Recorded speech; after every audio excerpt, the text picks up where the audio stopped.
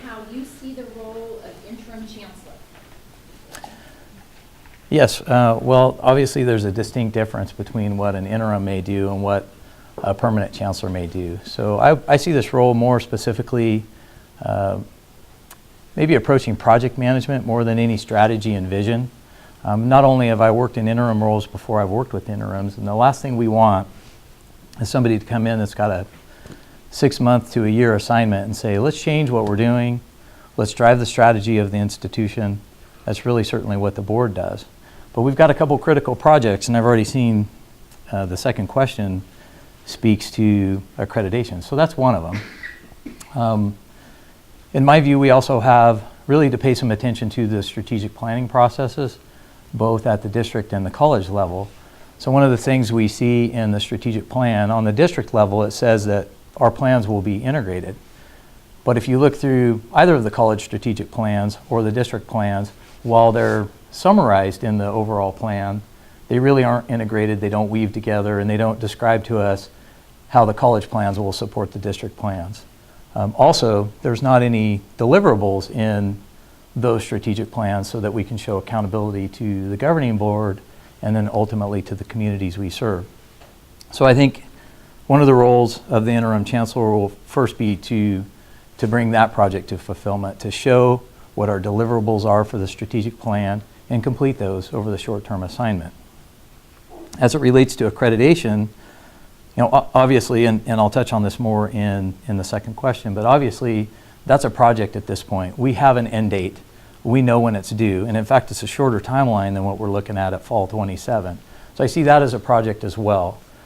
While both colleges have been reporting to the governing board about what we're doing, we really don't have a product that shows what our deliverables are, what our milestones are.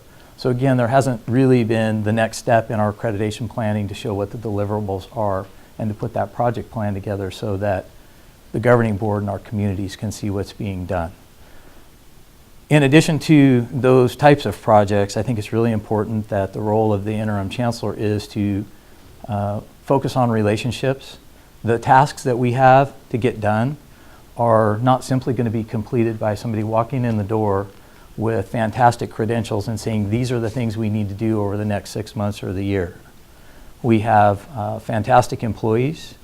They're masters and doctoral prepared. They're long-term employees here, and they simply aren't going to acquiesce to fantastic credentials. So it's important for the interim chancellor to interact with our students, our staff, our faculty, to be able to build the trust that's going to be necessary to move our couple of projects forward that I suggested, accreditation and this integration of our strategic planning. Sorry. So I'll complete there. So the next question is, as you well know, we Yeah. have accreditation visits, the actual site visits in fall 2017 at both colleges because we are the multi-college district. Tell us about your experience with accreditation and what you would do as chancellor to lead that charge.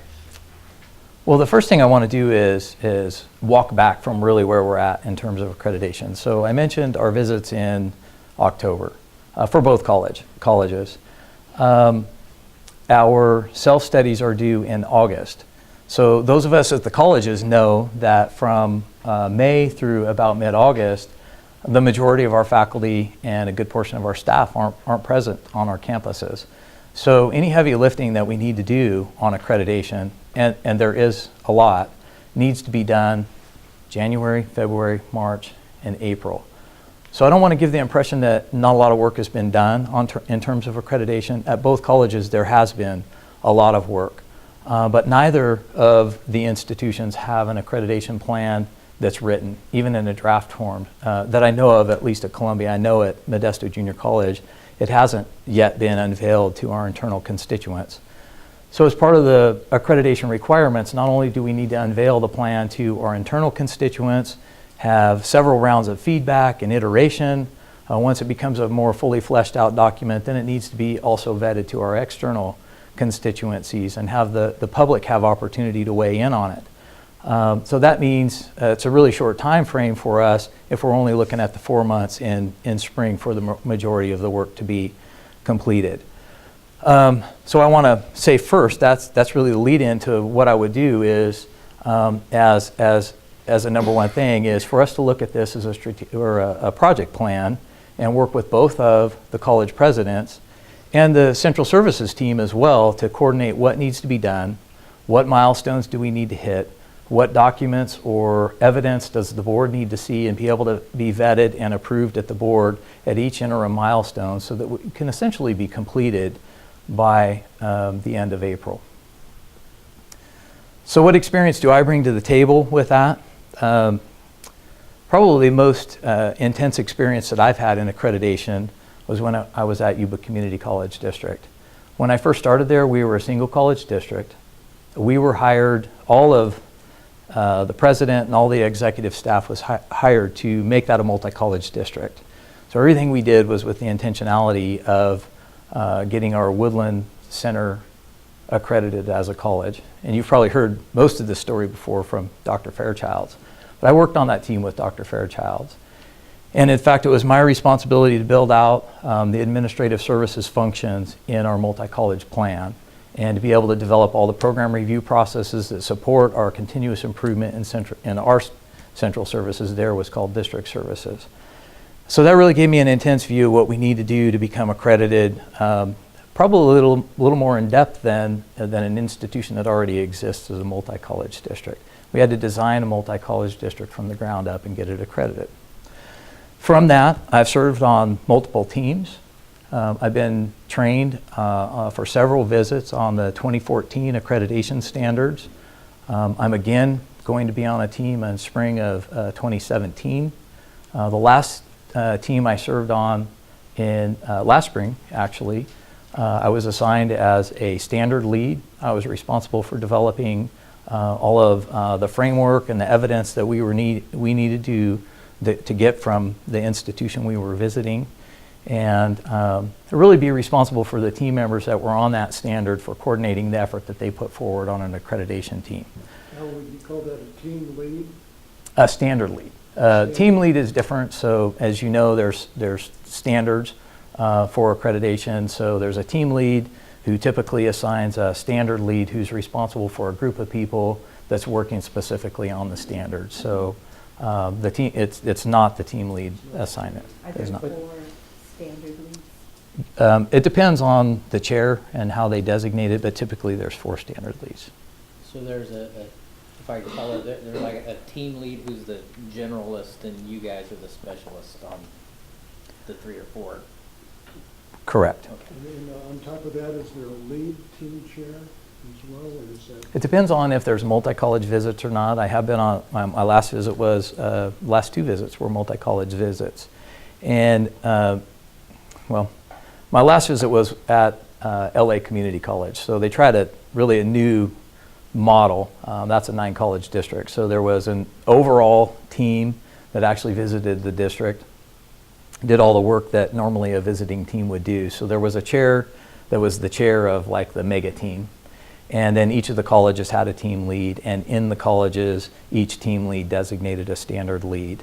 That doesn't always happen. In fact, that was a new model that they were testing out in the system. My visit before that was in a multi-college district where there was visiting teams at both colleges, not at the district, and we coordinated district visits with both teams. And in that case, there was one chair of the team was designated as the lead of both visiting teams. Share your understanding of the president's relationship with the chancellor and differentiate between responsibilities of the president and the chancellor. Well, the chancellor job tends to take on a life of its own in different districts. When I was at Yuba Community College District and we had the responsibility for building out what the district was going to look like, we studied every multi-college district in California, really to get an idea of what best practices were and how we were going to build this out. And one of the questions that comes up in almost any multi-college district is, what is the role of the chancellor?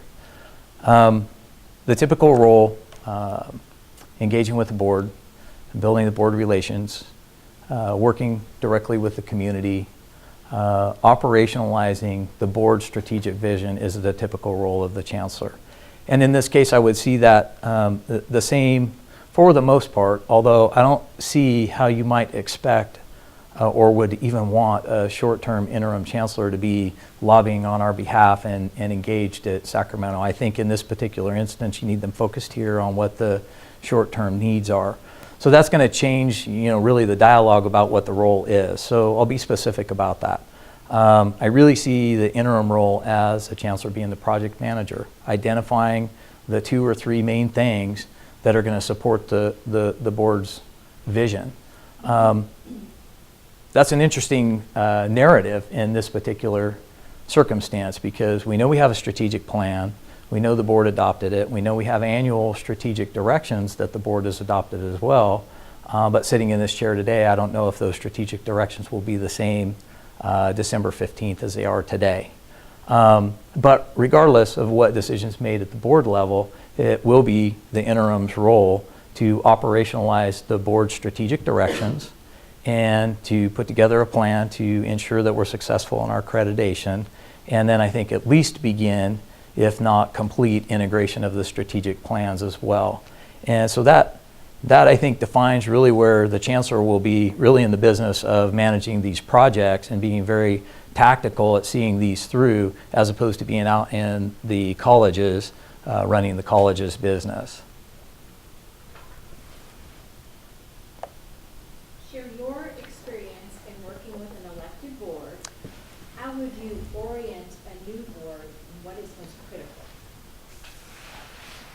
Well, my experience with working with the board really has extended over the last 15 years of my community college experience. I came into the community colleges as a director of human resources.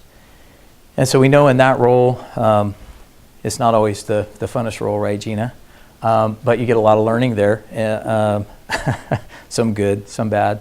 But in the HR role, you have the opportunity to work with the board on those narrow exceptions of those things that can be handled in closed session. So when I first came into the system as a HR director, I worked very closely with the board in closed session on personnel matters and litigation. So that was my first foray into working with the governing board. As I moved on to Yuba Community College District, again, same role, so I worked with the board in much the same way there. As my role grew there into Vice Chancellor of Administrative Services, then all of the items that are allowed in closed session, real estate, litigation, personnel matters, and shoot, now of course I forget one because I'm sitting here on the hot seat. But all of the things that are closed session exceptions, I work closely with the board. And so as I worked regularly with the board in closed session, what I found is that closed session, while really narrow in the law, tends to be an opportunity to get fairly broad in the discussion. So at that particular institution, I worked with the board chair and with the chancellor to develop a closed session agenda, specific law allowances that allow us to speak on items in closed session, and then an agenda on the particular items that we would talk about and the actions that were taken in closed session. And ultimately what that did is serve to ensure that we were being clear on what the law allows and what we handle in closed session. So that was an opportunity to work very closely with the board, understand what their interests were and how we handle litigation and negotiations, collective bargaining, and those things. In the open session or outside of closed session, I worked very closely with the board in terms of the policy committee, finance committee, and audit committees. So obviously I worked very closely with small portions of the board on what the types of things that the board would like to see in these very important things, whether it's governance policies or audit. As I moved on to Sweetwater High School District, I had the same role with the governing board there. I worked very extensively on property purchases, so I was often in closed session with boards there as well. So from a practical matter, I have experience working with the boards, but I've also, for the last 15 years, served on boards as well. Some of those are appointed boards in our roles, as many of the folks in the audience serve on JPA boards as well. But we get the opportunity when we serve on those boards to get the view of what a policymaker's role is. And so we get a lens of what you all as elected board members need from us. And I've also extended that. I currently serve on the Comanche Regional Parks Board as an appointee of the Calaveras County Supervisor. So again, I get a policy level view of what your role is. And so that's my experience. There should have been- Oh, I'm sorry, I'll touch on some more there. I've been asking the question of Yeah. everyone about, your experience with legal, and you sort of answered it, in your resume as talking about that as well. But any particular approach in terms of the intensity of your experience with litigation and maybe your philosophy of how to use lawyers? Well, it depends on what we're talking about. If we're talking about personnel matters, there may be a different approach, and it really depends on what the personality of the board is. And I'll just highlight some experience. When I moved into my role at Yuba Community College District, the board was very clear there. And I actually had, which is not typical for an HR director, I had a board interview before I was hired.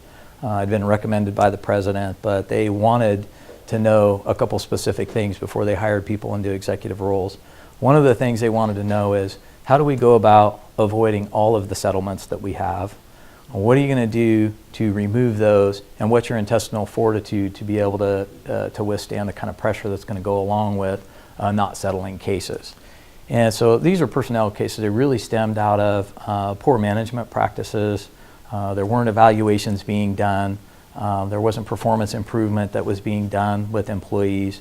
We'd have 20-year employees that had never been evaluated at all, and one day a manager might snap and say, "You're fired." And I don't mean that jokingly. We literally had cases where managers would just tell staff they're fired, and they'd walk them off the campus. And of course, those are going to lead to a settlement. So in that particular instance, I worked closely with the board on what their temperature was on how comfortable they felt with building in professional development, training our managers on evaluation, how comfortable they were in doing performance improvement plans, and walking employees through making the choice of whether they want to opt in, self-select into termination, or whether they want to improve their performance. And at the end of the day, it took a while for employees to understand that we were really serious about our business. And probably the first 10 or so terminations that we did through that process, even though we had a very distinct process and people had been trained and we'd communicated it well, they still led to lawsuits. We didn't settle any of those cases. And in fact, we prevailed in all of those cases because we had a good process. So what's important about that is it's very important to understand what the board's temperature is and appetite is for taking on some of these things, because sometimes there's unintended consequences.